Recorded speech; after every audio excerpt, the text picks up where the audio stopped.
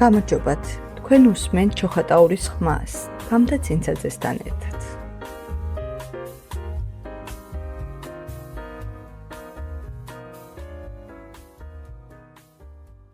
მოგესალმებით, გთხოვთ გვესაუბროთ დღევანდელ საღამოზე და თქვენი აზრით რა მნიშვნელობა აქვს იური სიხარულიძის გახსენებას, ამ მსგავსი ტიპის ღონისძიებების ჩატარებას ჩვენი რაიონისთვის და ახალგაზრდებისათვის, რომლებიც უნდა იცნობდნენ მას. ნანა განუბრიშვილი, ქართული ენისა და ლიტერატურის პედაგოგი.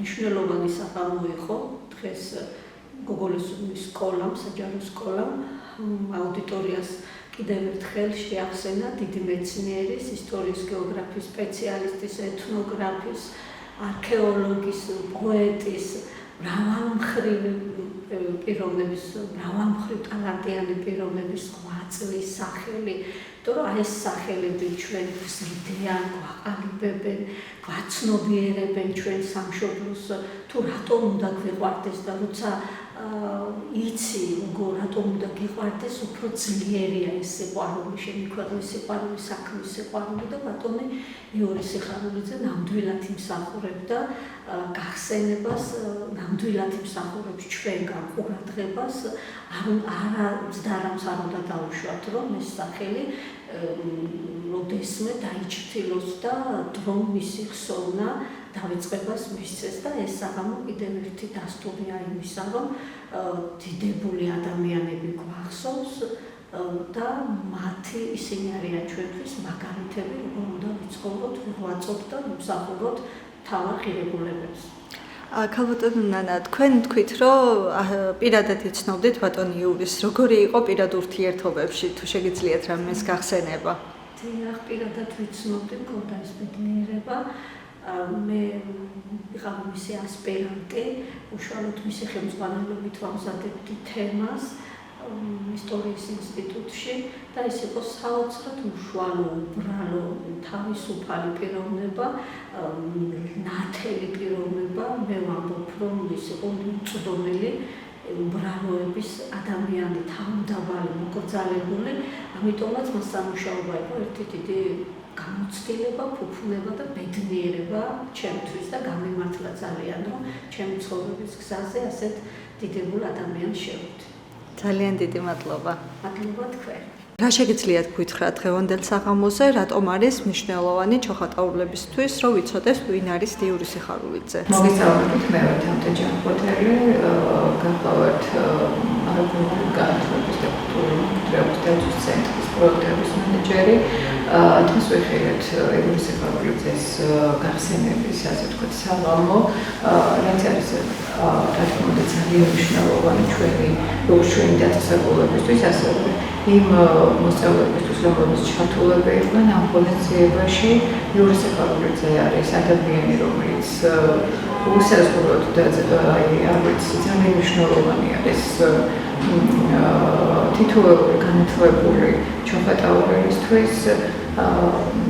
მას აქვს ძალიან მნიშვნელოვანი შრომები, რომლებიც ინახება ჩვენს მუზეუმში. ასევე აუცილებლად უნდა ვთქვათ, რომ ნიკო ბერძენიშვილის სახელობის მხარეთმცოდნეობის მუზეუმში გაიხსნა იური სიხარულიძის სახელობის ბიბლიოთეკა, სადაც ინახება იური სიხარულიძის შრომების, წიგნების არქივი და გეგმავთ, რომ უახლოეს მომავალში ჩატარდეს იური სიხარულიძის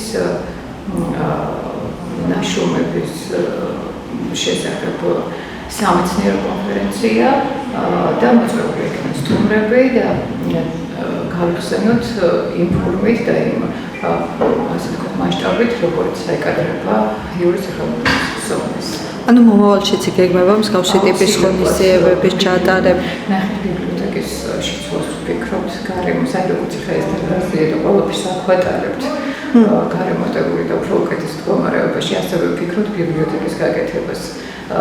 ჩვენ არ არის დიდი ხანი, რაც იური სიხარულიძის სახელობა მიენიჭა იმ ბიბლიოთეკას, როგორც ეს არქივი, მაგრამ გვინდა რომ უფრო სასიამოვნო გარემო იყოს იქ და აი ამ დროისთვის გეგმავთ ასეთი ღონისძიების ჩატარებას. როგორ ფიქრობთ, რაში მდგომარეობს იური სიხარულიძის ყველაზე დიდი მემკვიდრეობა? მისი ტოპონიმიკები, მისი ნაშრომები, მისი ისტორიულ-გეოგრაფიული ნაშრომები, განსაკუთრებით გურიისთვის არის დაუდებელი ნამდვილად და ჩვენთვის სამუშაო მასალა, ასე ვთქვათ, ამოუწურავი, რომელზეც არაერთი ღონისძიება შეიძლება მოგვცემდეს. ძალიან დიდი მადლობა წარმატებები. მოგესალმებით, სიყვარულით და პატივისცემით, ისევე როგორც სიხარულიძე შეეფერებოდა, ჩვენ შევიკრიბეთ, იმიტომ რომ გავიხსენოთ კაცი, რომელიც იყო არა მარტო ისტორიკოსი, ის იყო ადამიანი, რომელსაც მოყვას ის სიყვარული წავიდა ამ ქვეყნიდან, თავისი ქვეყნის მოყვას ის სიყვარულით, ერთგულებით, უსაშველო გულიანი. თვითონ გულიანი ისეთ სითბოს გამოცემდა ჩემი გადასახედიდან, რომ შენც ვალდებული იყავი, თავს ვალდებულად გქნობდი, რომ ეს სიყვარული შენი შესაძლებლობის ფარგლებში როგორმე დაგებრუნებია უკან. სამაყვა ის, რომ იური სიხარულიძე დაიბადა სოფელ გოგოლის უბანში 1927 წელს. დაიბადა მრავალშვილიან ოჯახში. ოჯახში იზრდებოდა 5 ბიჭი და 1 ქალიშვილი. იური იგონებს სიყვარულით იგონებს, რომ აი სწავლისადმი სიყვარული, სამშობლოს სიყვარული მე მშობლებმა მასწავლა და აი მშობლების ძალიან დიდი მადლიერი იყო.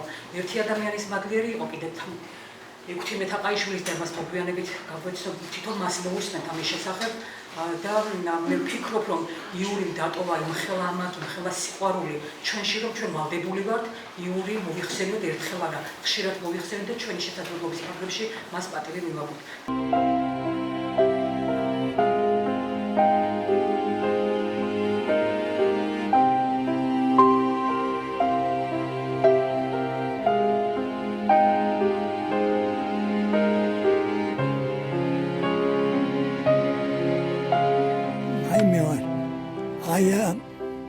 ჩემი გამზდელი ბაბუა ჩემის და ვინც გამზარდა ბათუმში ესაა მამა ჩემი ესაა ჩემი საწყალი და ესაა დედა ჩემი და ესაა ჩემი ერთი ძმა ალექსი ერქვა აი ამას და ამაში გავიზარდი სანამ ბათუმში წავიდოდი ბათუმში წავედი მეხუთე კლასში ვიყავი წამეყვანა მამა ჩემი იქ რა ეყვანა შეიძლება კი ვიყავი ფრიადოსანი მე ამ სოფელში ფრიადოსანი დაიყავი გინდა ნაფასიაკ ბათუმში იყო იცი როგორ სკოლა სანიმუშო სოფელ გოგოლოსკის დაწყებითი სკოლის დამთავრების შემდეგ ეს 5 წლიანი სკოლა იყო, გადავიდა როგორც თვითონ ამბობს ბათუმში. შემდეგ ისევ ჩოხატაუში დაბრუნდა სასწავლებლად, მან დაამთავრა ნიკომარის სახელობის პირველი საშუალო სკოლა და წავიდა სასწავლებლად. ის გატაცებული იყო სცენის მოყვარეთა, თვითონ როგორც წყობა, რომ სცენის მოყვარეთა საზოგადოებასთან იყო დაახლოებული და გადაწყვიტა, რომ თეატრალურ ინსტიტუტში ჩაებარებინა. მართლაც ჩააბარებს იური სიხარულიძე თეატრალურ ინსტიტუტში, მაგრამ რაღაცა პერიოდში პირველივე სემესტრში მიხვდება, რომ ეს მისი მოწოდება არ არის და მიატოვებს აქ სწავლას და გააგრძელა სწავლა იურიდიულ ფაკულტეტზე, რომელიც იყო ბათუმში, მოსკოვის ფილიალი იყო ბათუმში და აი აქ გააგრძელა სწავლა. მაგრამ მან შეიტყო ერთი ძალიან მნიშვნელოვანი ფაქტი, რომ საქართველოში ჩამოდის 16 თაყაიშვილი, რომელსაც ჩამოაქვს ის განძი, რომელიც არის ქვეყნის სიამაყე. და უნდა გთხოვდა ვნახოთ რა სკობა 16-ს. 90 წლის ჭარმაგი ისტორიკოსის იური სიხარულიძის ცხოვრება სულ სხვა გზით წარიმართებოდა. რომ არა 1945 წლის აპრილის ის ნათელი დღე, როცა სამშობლოს დიდი მეჭურჭლეთ უხუცესი. შემდგომში საქართველოს ეკლესიის მიერ წმინდანად კანონიზირებული 6 მეხუთისკაცი თაყაიშვილი დაუბრუნდა. მოსკოვის საკავშირო იურიდიული ფაკულტეტის პირველი კურსის სტუდენტი იყო მაშინ. ალბათ ერთადერთი ქართველ სტუდენტთაგან, ვინც 6-მეს აეროპორტში დახვდა. დავინახე 6-მე ჩამოდიოდა და როგორ დაეცა. მიწას რო ემბორა. ტრაპის კიბე ხო? იმიდან ჩამოვიდა. მე რომ დავინახე რომ მე კანე არავინ არ მიშვებდა. მიშვება არ იყო აუცილებელი რომ დაინახე ხო ამას აქ მნიშვნელობა. წამოვედი და მიცოდი რომ მუზეუმში მოიტანდნენ იმ ძეგლებს რომ მოხონდა 6-მეს. და კეღედა მოვიდა მანქანა. დიდი სატვირთო მანქანა მოვიდა. და მოვიდა, მაგრამ აფაქიძე არ დახვდა. მოვიდა ანდრია გვიანი. 1 საათი ალოდინა 6-მე მეტი. მოვიდა და ქეიბარას ძეგლები ყველაფერი და წამოიყვანეს 6-მე და დააბინავეს მარიოტი რო ახლა დღეს. იმაში. მეორე სართული ალექსანდრეს ბაღს უყურებს იქ პირდაპირ. რუსთაველის თეატრსა და სასტუმრო თბილისის მიმდებარე ტერიტორიაზე დიდ მეცნიერთან შეხვედრის მოლოდინში შუაღამემდე ისე ჯიუტად იტრიალა სტუდენტმა, ვიდრე იგი უშიშროების სამსახურმა არ შეამჩნია. ხამის 2 საათზე მასთან მამაკაცი მივიდა და გამოელაპარაკა. მითხრა რა შევიშვილო აქა ამ შუაღამემზე რა გინდაო რა ქენი რა სუსტიო და მეთხარი ასე ექთმეს ბატონი ექთმეს ნახვა მინდა მეთქი და ექთმო რო გადაიღალაო გადაიღალა მაგრამ მაინც უთხარით მეთქი რომ ასე სტუდენტი თქვა იური სიხარულიძე არის ამფერი და აგერ თელი დღე გელოდება თქვენ და ერთ უბრალოდ ხომარ შეხვდები უბრალოდ ხომარ დაინახებით მეტი არაფერი არ უნდა იმას მისგა დაბრუნდა ავიდა ზეთ და ჩამოვიდა და თანახმაო ხო და რომ მივედი იმ კაცმა გამიყო კარი და შევედით მიყურა ასე ასე მიქნა ხელი ახლა გავთამამდი და წავედი მივედი და გამომიწოდა ხელი და ვაკოცე ხელზე და არქნა დიდი მეცნიერი პირველ რიგში მისი ნახვით ესოდენ მოწადინებული სტუდენტის მომავალი პროფესიით დაინტერესდა. როცა გაიგო, რომ იურიდიულ სპეციალობას ეუფლებოდა, ურჩია. შენ ახლა რადგან მოდიო? იურიდიული შენი არაო. არა, იურიდიული არის ვიწროო. და შენ არეტევი მასიო. გენიოსი არა? უცებ როგორ მიხვდა? რომ შენო ნიკასაფლან გავიარხარო. იურისტების მეტი რა ეყოლება საქართველოს კაი ისტორიკოსი ამდაო, კაიო. რადგან მოხვედი, ეთყობა გიყვარს და არ მოხვიდოდიო. და თუ გიყვარსო, მაი დასაბუთება 1 სექტემბერსო, შენ იქნები ისტორიის ფაკულტეტის სტუდენტი თუ არაო. ხდა? რა ფერი გზაზე გამიყვანა და ხოდა რას ნიშნავდა ახლა ჩემ ცხოვრებაში გააკეთა იგი რაც მე ვარ ნამდვილად. ამ დღიდან დაიწყო ექვთიმე თაყაიშვილისა და იური სიხარულიძის ურთიერთობა. დიდი ბედნიერება იყო მისთვის ბატონი ექვთიმეს თხოვნისა და დავალების შესრულება. მე რა ვარც მივდოდე აბაშვილი ახლა გეიქეძე საჯაროში აგე წიგნი მომიტანე აგე წაიღე ახლა წადი აკაგისთან აქ შანჯესთან აკაგი ბეჭდავს ამ ჩემ წიგნს და იქიდან კორექტორმა მომიტანე აგი იგი და მე მუხში წყალი მქონდა ასე და ჩამდგარი იმიტომ დავბოდი ამაზე მე მიხარდი ეგრო ეხმარებოდი რაღაცას მე რა შემეძლო მაშინ რა განათლება მე მქონდა იმფერი ხო და ექვთიმედან უკვე ბევრი რამე შედიოდა ჩემში ვინიცის უშიშროების სამსახურის თანამშრომელს რამდენჯერ გაუჩერებია ექვთიმესთან მიმავალი სტუდენტი და მასთან ურთიერთობა აუკრძალავს, მაგრამ საკუთარი მოქნილობის წყალობით მაინც ახერხებდა საქმის ბოლომდე მიყვანას. ამბობს, რომ კეთილ საქმეში ღმერთი შეეწეოდა. ყოველთვის არ იყო იკაცი ხანდახან არ იყო იმდენ რომ შეგეცვალა და მთელ ღამეს რო იყო და მთელ რაღაც საათებს ირჩევდა ის. ხანდახან მივდიოდი იმ დროს, ხო? მე ხო გაფრთხილეო. ახლა ასე ეთყოდია. ახლა გამიშვიდა მეტი არ მინდა აი დავალებული მაგაი წიგნი უნდა მივუტანო მეთქი. მომავალ წმინდანთან ურთიერთობა მისე შეცვალა ახალგაზრდა კაცის ცხოვრება, რომ 1959 წელს იგი უკვე ისტორიის ასპირანტად მოევლინა დიდ მასწავლებელს. სიხარული გადირია რომ არა მარტო ისტორიკოსი, ისა ისტორიის ფაკულტეტი გავათავე, არამედ უკვე საპროფესოროდ დავდექი უკვე დიდი გზაზე. ამავე წელს იური სიხარულიძე ქუთაისში გამართული ქართველ სტუდენტთა პირველი რესპუბლიკური კონფერენციის ლაურეატი გახდა. სწორედ აქ ნახა პირველად იგი ნიკო ბერძენიშვილმა და მისდამი დიდი ინტერესი გამოიჩინა. მისი უშუალო მეთვალყურეობით წარიმართა ახალგაზრდა ასპირანტის შემდგომი სამეცნიერო მუშაობა და საკანდიდატო დისერტაციის თემად გურიის 1851 წლის აჯანყება შეირჩა. ამ მოვლენის უშუალო მონაწილენი ექვთიმე თაყაიშვილის ბიძები იყვნენ. ამის გამო ნიკომ დამინიშნა მე კონსულტანტად ექვთიმე.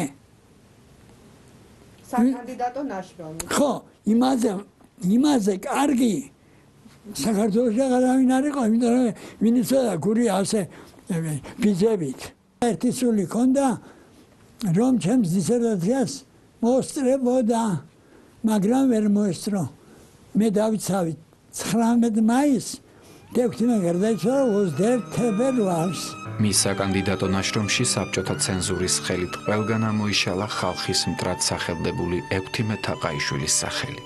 თვლის რომ ეს უდიდესი ადამიანი არსებითად მოიკლა. მოიკლა სიტყვითა და მის და მის სასტიკი დამოკიდებულებით. ექვთიმე ძალიან დიდი კაცია და ჯერ არა კიდე დიდი. იმიტომ ექვთიმე სიკვდილის მერეც იზრდება. ჯერ მარტო რამდენი საფლავი მეიარა. გინახავ 3 საფლავის გამოვლილი კაცია. ჯერ იყო ვაკეში, მერე იყო დუდუბეში. და ახლა არის თაზმინდაზე. 3 ეს გაიარა. რა უნდა ვაკეში ექვთიმეს? ექვთიმე თავისთან თაზმინდაზე უნდა ყოფილიყო. თაზმინდა შლოვანის ქუჩიდან თაზმინდა უფრო ახლოს არა?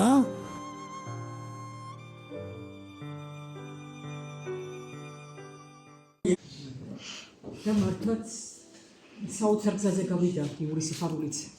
შეიცვალა მან პროფესია, გადავიდა როგორც ისტორიკოსი, მას პედაგოგიური მოღვაწეობა ჰქონდა სკოლებში, თელავში, აჭარაში, თბილისში ასწავლიდა, ბათუმში ასწავლიდა, 800-ზე მეტი სტატიის ავტორია, 50-ზე მეტი წიგნის ავტორია. და ნაი ნიკოფსიან დარუბანდამდე მოვიარეო პირად საუბრებში არაერთხელ უთქვია ჩავედი იქო სადაც ვერავინ ვერ შეძლო ჩასვლაო და იმითი ამაყობდა მაგრამ მისი მაინც ამაყო საქართველო იყო მაგრამ მაინც ამაყო იყო ჩოხატაური სხვანაირად გრძნობდა ის ჩოხატაურს და ჩოხატაურში რომ ჩამოვდივარო ამბობდა რომ გული ამოვარდნილი მაყვა იმისი სიტყვები ეს არის უამრავი ჯილდოს უფლობელი არ მინდა წავიკითხო ის რომ მინდა რომ როგორც იურის ველაპარაკებოდი ისე ვილაპარაკო მასზე იმდენად ახლობელია თითოეული ადამიანისთვის და აი ჩემთვის განსაკუთრებით უამრავი ღვაწლი აქვს ჩოხატაურის მუზეუმის დაარსებაში შემდგომ განვითარებაში არ არსებობდა იური სიხარულიძე თანამშრომლები და მეთანხმებიან რომ ჩამოსულიყო ჩვენთან მუზეუმში და რაღაც არ მოეტანა პატარა ფურცელი 5-10 წინადადებას მოიტანდა მაგრამ ისე ძირფესვიანს რომ მთელი მანძილის განმავლობაში გამოგადგებოდა და არქივდებოდა რა ვიცი უამრავი რაღაც ის შემიძლია და მისი განსაკუთრებული ჯილდო უამრავი ჯილდოა მას მიღებული მაგრამ მისი განსაკუთრებული ჯილდო იყო 84 წელს მიღებული ჩოხატაურის საპატიო მოქალაქის წოდება თელავის საპატიო მოქალაქე იყო დავალი აჭარის საპატიო მოქალაქე იყო მაგრამ ეს მისთვის განსაკუთრებული იყო და მან ამდენად დაიბარა მისი გარდაცვალების შემდეგ როდესაც ჩვენ ოჯახმა გამოგვიგზავნა მისი არქივი, გამოგვიგზავნა წიგნები, რომლებიც დაურიგოთ უნდა ხალხს მისაყვარელ ადამიანებს, ვისაც მას უყვარს და მათ შორის გამოგვიგზავნა ეს ჯილდო და მითხრეს რომ საპატიოდ შევდნახოთ იური სახაძე, მისთვის განსაკუთრებული იყო. როგორც ვთქვით, იური სიხარულიძე უფრო გოგოლეს უბანში დაიბადა, დღევანდელ დღის გაგრძელებას ვთხოვ გოგოლესის. იგი მდიდარია თავისი ისტორიით და საშალოვანი მამულიშვილობით. ეს შევიკრიბეთ ისტორიულ მეცნიერებათა დოქტორს.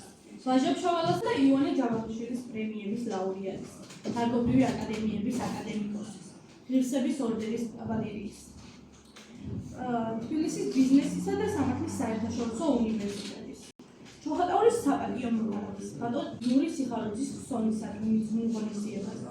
მინდა კიდევ ერთხელ გავიხსენო, სიყვარული, ყურადღებითა და მოყვასის მოფერებით გამოჩეული პიროვნება. თითოეულ ადამიანში მისი ერის ნიშან-თვისებებია თავმოყრილი, მაგრამ არიან ხელოვნები, რომლებიც აზროვნებით, ნიჭით, საქმიანობით და საერთოდ ცხოვრების წესით გამოირჩევიან. ისინი წყაროშებს დაბეჭდილებას ტოვებენ ქვეყნის სასარგებლოდ გაწეულ საქმიანობაში. სწორედ ასეთ ადამიანად დარჩება თითოეული გოგოლეს უნელის მეცნიერებაში ბატონი იური სიხარულიძე. პროფესორი იური სიხარულიძე იღბლიან მეცნიერთა შორის უნდა მოვისმენთ. თუ არა იხბალით, რას უნდა მივაწეროთ? 1945 წლის 11 აპრილს, რომ შეხვდა დიდ ღვთისკაცს, ექვთიმე თაყაიშვილს, რამაც მნიშვნელოვნად შეცვალა მისი ცხოვრების გეზი. იურიდიული ფაკულტეტის ნაცვლად, ექვთიმეს რჩევით, ისტორიულ ფაკულტეტზე გადავიდა, რომ არა ეს შემთხვევა ქართულ საისტორიო მწერლობას არ ეყოლებოდა ისეთი ნაყოფიერი და წინმავალი ისტორიკოსი, როგორიც იური სიხარულიძე იყო. სწორედ იმავე იღბალმა შეახვედრა ეს მოგვიანებით დიდ ქართველ ისტორიკოს ნიკოლოზ ბერძენიშვილს. რომ არა ეს იღბლიანი შეხვედრა, იგი ვერც ქართული სისტემური ტოპონომიკური კვლევის პიონერი გახდებოდა და ვერც საისტორიო მეცნიერებათა უვალებზის მკვლევარი. იღბალმა მოუმართა მას ხელი, გასული საუკუნის 50-იან წლებში შესჭიდებოდა ისეთ რთულ საქმეს, როგორიც გახდათ საისტორიო გეოგრაფიაში დისერტაციის დაცვა. ბატონ იური სიხარულიძეს უდიდესი წვლილი მიუძღვის ისტორიული ძეგლების კვლევაში, რომლებიც წიგნებადაა გადმოცემული და ქართული ისტორიის საგანძურის დიდი შენაძენია. ჩვენ საზოგადოებაში მოღვაწეობდა კაცი, ცოცხალი მემატიანე, ქართული ტოპონიმების მოჭირნახული, რომელმაც ბევრი რამ გადმოიტანა სამზეოზე ერის წარსულიდან. პოეტი, მომღერალი, მოკრიმანჭულე, არქეოლოგი, ეთნოგრაფი, ასეთი ადამიანები იშვიათად იბადებიან. მე-19 საუკუნის შუა ხანებში სოფელ გოგოლეცულს არც თუ ისე დამხენილი ცხოვრება გააჩნდა, არადა ძალიან სურდათ ახალი სამლოცველო ტაძრის აგება. შეიქმნა კომისია, სოფელმა შეძლო სახშრების შეგროვება და დაიწყო მშენებლობა ხუროთმოძღვარი იოანე ოპოლიტელის ხელმძღვანელობით. ეს იყო რუსული ტიპის იმდროინდელი ეკლესია, რომლის მშენებლობაც 1878 წელს დასრულდა და ამავდროულად დაარსდა ახალი სასოფლო სასაფლაო. ვერ დაეწოდებოდა წმინდა გიორგის საყდრის გორას. ყოველი წლის 15 მარიამობას უამრავი მლოცველი იყრიდა თავს და სტუმრებსაც გულით ეპატიჟებოდნენ ხოლმე. დამოდიოდნენ ჩვენი წინაპრები სოფლის სხვადასხვა კუთხეებიდან, ელწერიიდან და კუნჭულადან, ნაფსიოსა და საკვანიიდან, ჭედლების სერიდან და ნასახლებიდან, სურაბას გორიდან და მერიდან. დამოდიოდა მთელი სოფელი, ხობოლაურისა და საბჟოლიედან, ნეკრესელსა და მარიამულიდან. მშვენიერი სანახავი იყო მთლიანად თლილი ქვით აგებული ეკლესია, რომელიც ღვთისმწვეროდან ამაყად გადმოყურებდა სოფელს. წრივის შემდეგ იმართებოდა სხვადასხვა ხალხური სანახაობანი, სიმღერა, თამაში, ცეკვა, სროლები და სხვა. ეპოქის ბედუქმართობის გამო ეკლესია 1933 წელს დაანგრიეს, მაგრამ ფერისაბენიანო დაწყებულია წმინდა გიორგის საყდრის გორის ეკლესიის მშენებლობა მამა ვახტანგის დაოსრობით და სოფლის მოსახლეობის შემოწირულობით.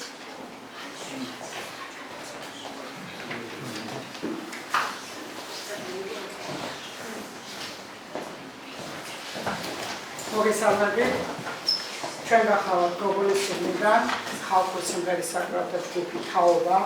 მე გახავთ ამასათვის ხელმძღვანელი ელზა სიხარულიძე. მადლობას ვწერა უფალს, რომ ასეთი დიდი ადამიანის სოლის აღნიშნვის გამოში ჩვენც მოეწია მონაწილეობა. ჩვენ შევსებებთ ფილმ და გენერალს, რომლებიც იურის სიხარულიძესაც გაუხარდებოდა დარწმუნებულად შემდგარი პროფესია.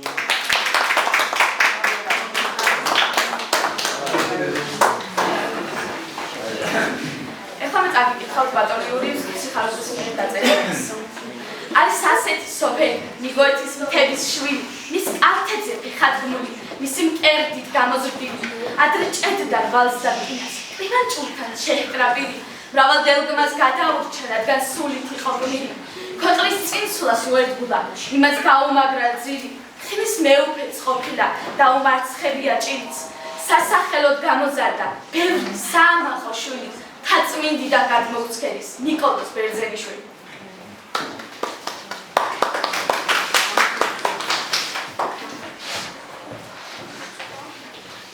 მათონ იური სიხარულიძეს მართლაც ძირი გაგდოთ. ჭაბუკობი და მეუკლავია და უმსხელებია თქვენი თავში. იუველრის ზუსტი და სიფათისით ამოუტანია მიწის თუმარები და ნივთიერი წყაროები. ბედის წერასავით გამოკიდებია ყოველ ქართულ სიტყვას, ჯვარცახეს, ადგილთა ტოპონიმს. ჩვენ რამდენიმე მათგანს გავიხსენებთ ხოლმე. ნაფსიო, სორს გურიაში ბინარის მიერ ჩამოტანილი კალაპოც ეძახია. ასე განმარტავს მოც პროფესორი სერგოჟნები. ეს იგივე არა წყლის ნავყოფი, ნაწყნური ადგილი. ნაფსიორი სოფლის ცენტრის ტერიტორიებია, მისი დასავლეთი და ჩრდილო-დასავლეთი ნაწილი. იგი ეზროს ჭაობითა და ეკალ-ბარდით დაფარული ადგილი ყოფილა. მისი ნაშთები ახლაცაა შემორჩენილი. ნაწილი ამ ადგილებისა გაიკაფა და ათვისებული იქნა. საგულისხმოა, რომ ამის შემდეგ დაერქვა ამ ადგილს ნაფსიორი. არსებობს მეორე ვარიანტი, რომელიც ხანდაზმულებში ლეგენდის სახით არის შემორჩენილი. ადრე აქ გაუვალე წყე იყო, ვიღაც მონადირე გარეულ გორზე ნადირობდა. მას ორჯერ შეხვედრია ერთი და იგივე ნადირი და ორივეჯერ აუცდენია მისთვის ტყვია. ესე იგი ორჯერ დათარსულა, განაგზულა, აქედან წარმოგდგარა გამოთქვა ნაფსიო. ლაფრანასერი, ეს დასახლებული კუთხე სოფელს ჩრდილო-აღმოსავლეთიდან აკრავს. იგი სოფლის შუა ფარცხლისგან ლაფრანას ხელით გამოიყოფა. ნაპირების გასამაგრებლად მდინარის ორივე მხრიდან დაფლისა და თხემლის ხეები ჰქონდათ შემორგული. დასახლებულ კუთხეს, რომელიც მდინარის მარჯვენა მხარეს მდებარეობს, მარჯვენა მხარეს მთელ სიგრძეზეა ჩამწკრივებული, ლაფრანასერი ეწოდება. ჭედლების სერი ლაფრანასერის მეორე დასახელებაა. ეს სახელი დაკავშირებულია იმასთან, რომ მოსახლეობის ერთი ნაწილი აქ ჭედლობას ეწეოდა. აღსანიშნავია ის ფაქტი, რომ სამჭედლო ჯიხურები აქა-იქ 50 წლის წინათაც იყო შემორჩენილი. საყვირისპირი მთის სახელია, საიდანაც ამავე სახელწოდების მდინარე გამოიძინება. იგი სათავეს იღებს გაღმა გამოუღვათებიდან, რომელთაც საერთო სახელი საყვირისპირი ჰქვია. მდინარის ხეობით შეგვიძლია გადავიდეთ სოფელ ტოლების ყარაზე, სადაც ცნობილი ტოლების ციხე მდებარეობს. ტოლების ციხეზე მომგარე საშიშროების შესახებ მოსახლეობას საყვირით აცნობებდა. საყვირის ხმა მთების და ხეობის ეკუთვნით მარტივად აწვდა ფარცხმაგუგოლოს უნარს და მოსახლეობას სათანადო სამზადისს შეუდგებოდა. ჭინკას ქვა დიდვაკის კალთაზე, ფლატაზე კვეთად გამოწეული უზარმაზარი ქვა, რომლის ნაწილი ნაპრალის გაჩენის შედეგად ამოვარდა. ამ დიდ გაჩენია ოთახის ოდენა ქვაბული. მისი იატაკი ფართე და ჰორიზონტალურია. ჭერის წინ წამოწეული და დამრეცია. წვიმის დროს კი კარგი საყდარია. ამიტომაც შეარქვეს მას ჭინკას ქვა.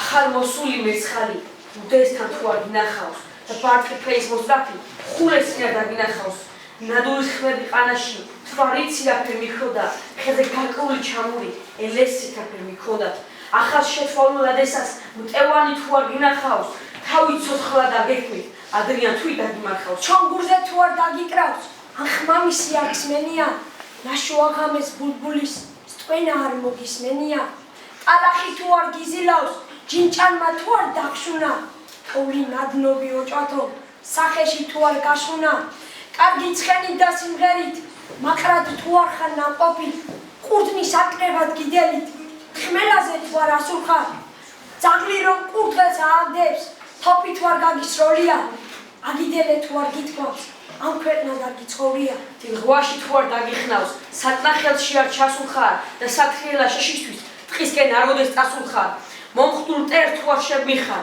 კახა ბერივით მძინვარე შენი მამულის ტკივილი თუ არ გაშფოთებს მძინარეს თუ ძმანი არა ყოლია უდამ შენთანა ყოფილი უქმად მოსულხარ ამ ქვეყნად ვერ შეგიტკბია სოფელი